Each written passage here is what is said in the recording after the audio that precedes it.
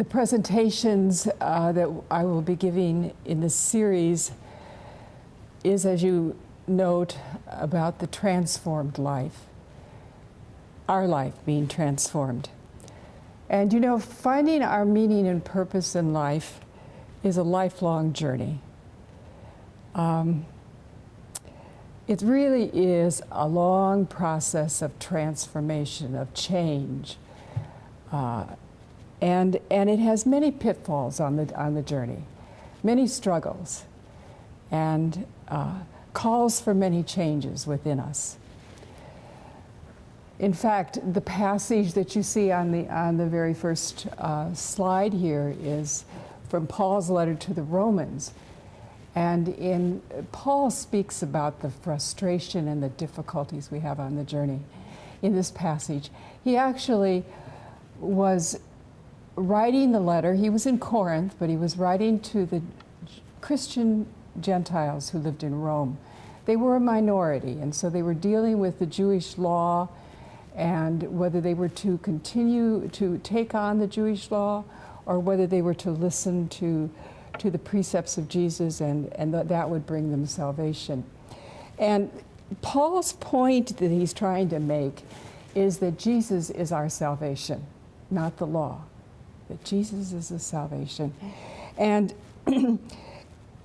Paul's really talking about the futility of trying to live according to Jesus' precepts without God's grace, trying to do it on our own.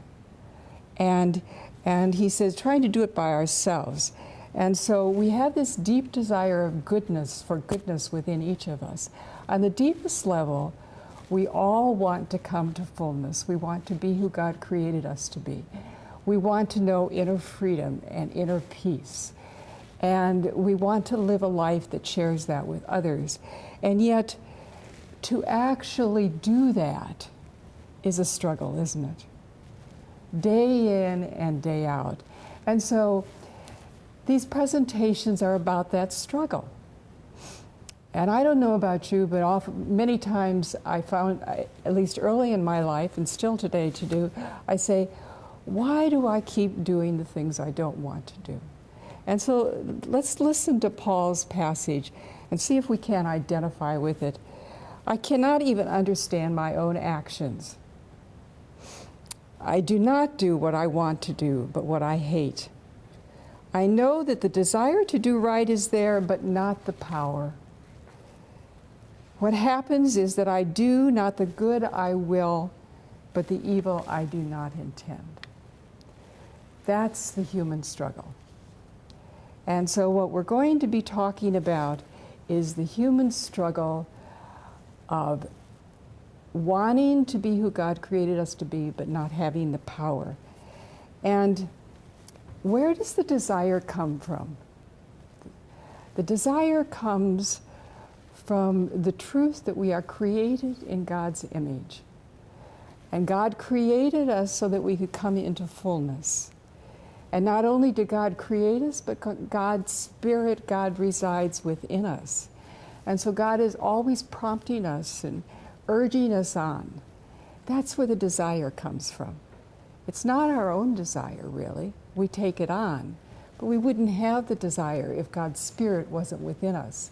And so we have that deep desire, but we're shaped by our life experiences, aren't we? Whatever family we were brought up in, we were formed by the beliefs of our parents, of our grandparents, of our society in which we live, our culture. We're formed by experiences in our life. And oftentimes they're at war with each other, aren't they? And so that's the struggle. And actually, that's the human condition. But the gospel addresses that. If we understand the Gospels and we understand the Scriptures, we can find help in showing us the way. Jesus says, I'm the way, the truth, and the life. And that is true.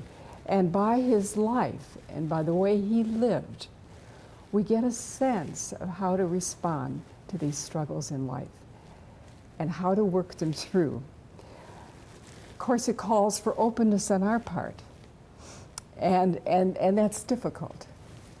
The very first time that I heard the spiritual journey in its full context, all the different aspects of it.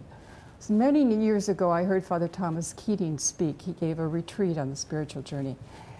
And I had been working with new members in our community, and so I was very interested in what forms us and how are we formed and how do we grow. And I had different pieces of the puzzle. But as I listened to Father Thomas for the very first time, I thought, oh, that's where it fits. It all kind of came together for me because he described for us the spiritual journey as far as philosophically, theologically, anthropologically, psychologically, all of the different dimensions. And it was so rich and so full, and his tapes are still available. But I want to acknowledge the impact that his work has done for myself and for many others. And I think what I bring to the journey or bring to the story is just kind of making it simple. I usually, in order to grasp something, I have to be able to clearly understand it. And so then I can begin to integrate it and try to respond to it. And so I hope that you find that as well in these presentations. In the first conference, we're going to talk about shifting perspectives.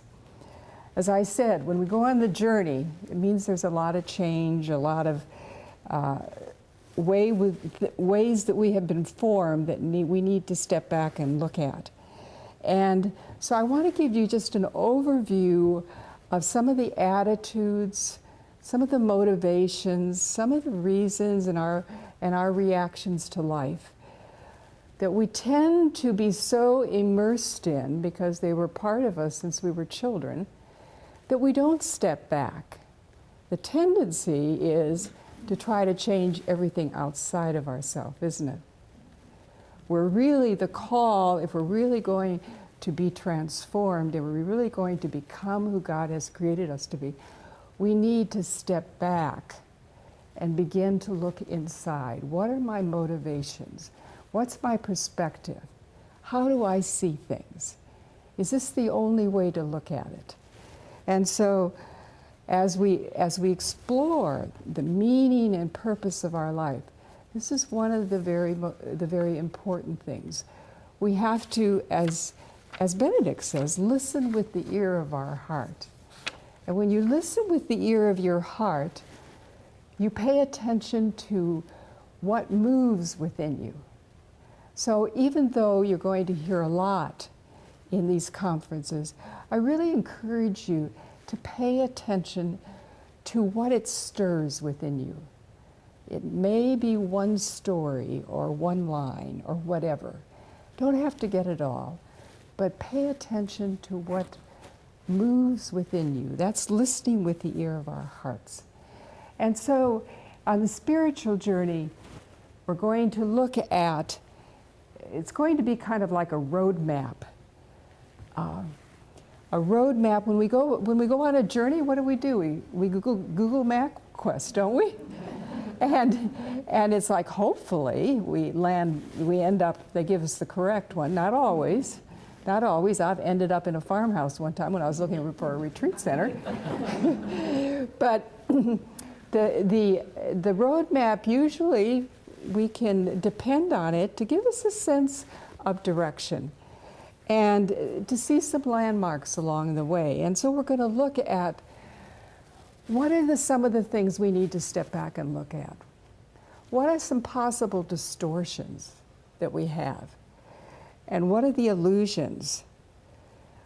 And then how do we become more aware? How do we take the familiar and the ordinary and look at it from a different angle? What do we notice? Because it's in noticing that we begin to grow in awareness. And then eventually, the last 3 conferences, the first 3 will be about unmasking the distortions and recognizing our own falsity. The last 3 conferences then will be coming into the truth. What is the truth? What is the ultimate destination? What are we looking for? And not only looking for outside of ourselves, but primarily, what is God calling us to? Who are we to be with our particular gifts and limitations? Why did God create us? What's the purpose of our life? What's the meaning? That's kind of the ultimate question for all of us, isn't it? Trying to unravel that.